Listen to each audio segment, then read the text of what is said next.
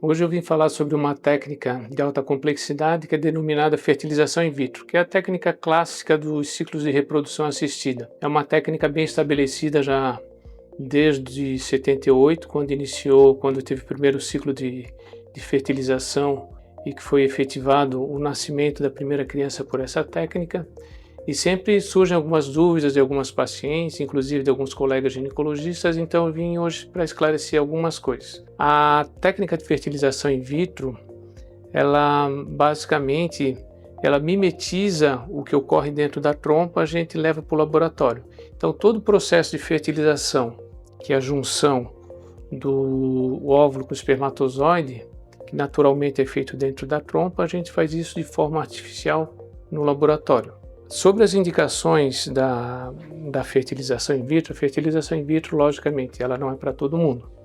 Ela tem as indicações precisas, então, basicamente, a gente acaba dispondo dessa técnica para aqueles casais, aquelas mulheres que às vezes têm quadro de endometriose moderada, severa, obstrução tubária, seja por um processo infeccioso, seja por endometriose, algum fator masculino moderado a grave, infertilidade sem causa aparente, às vezes mais de 3 anos, que tu não encontra outro fator específico, idade avançada, a necessidade muitas vezes de fazer análise genética do embrião, que a gente pode fazer uma cariotipagem e outras avaliações cromossômicas desse embrião que se forma. Então, existe uma gama importante de indicações que devem ser respeitadas, porque é uma técnica complexa, ela envolve, digamos, mais custo.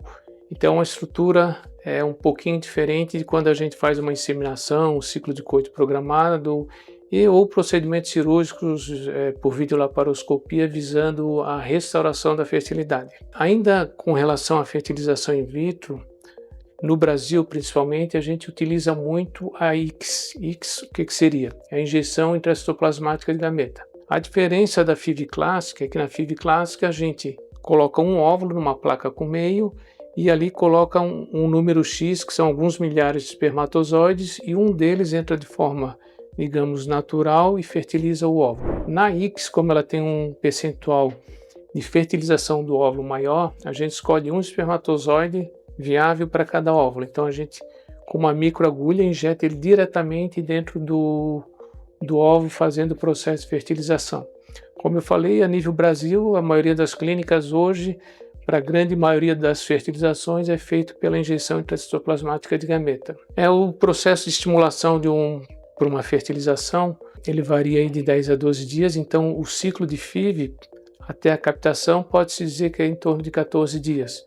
Então a gente começa com as drogas indutoras, 10 a 12 dias, quando os folículos estão prontos, a captação é feita normalmente no centro cirúrgico, sedação, o paciente dorme, um procedimento que vai variar em torno de 30 minutos, aspira os folículos, uma vez que os óvulos estão no laboratório, é iniciado esse processo que eu falei anteriormente, que é o processo de fertilização. Pode-se, em algumas oportunidades, estar congelando óvulos, mas normalmente se fertiliza esses óvulos a fresco e o embrião segue de 5 ao máximo de 7 dias no laboratório, no qual ele pode ser congelado, transferido, se o endométrio tiver condição, ou biopsiado e congelado para estar fazendo uma análise genética. Outro fator muito importante em relação à fertilização é que os resultados vão estar relacionados, logicamente, à qualidade do laboratório que a clínica tem e, basicamente, à qualidade dos gametas. E aí, quando a gente fala da qualidade dos gametas, a gente está falando do óvulo e do espermatozoide.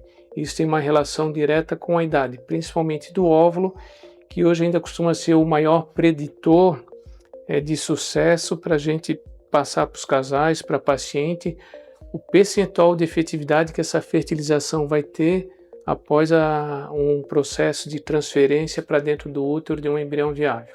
Então, essa qualidade ela vai ter uma relação importante com a idade materna e paterna.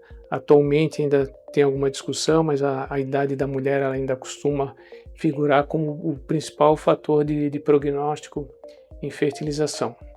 Aqui na clínica fecundária a gente tem mais de 20 anos de experiência e estamos aí de portas abertas para eventuais esclarecimentos e para ajudar todos vocês, aqueles que almejam um sonho reprodutivo e para aqueles também que querem preservar sua fertilidade pensando numa reprodução mais adiante, seja por algum fator laboral, marital, que não é o momento ainda, enfim, estamos aqui à disposição de vocês.